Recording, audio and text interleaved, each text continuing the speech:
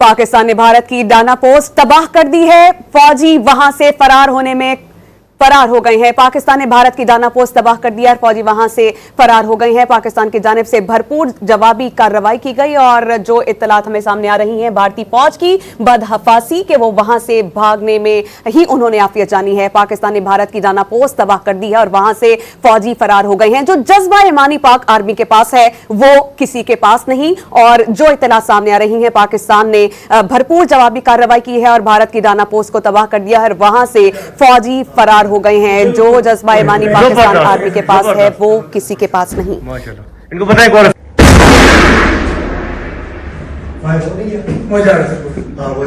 वो बिल्कुल जबरदस्त माशाल्लाह इनको पता है कौन फायर करें।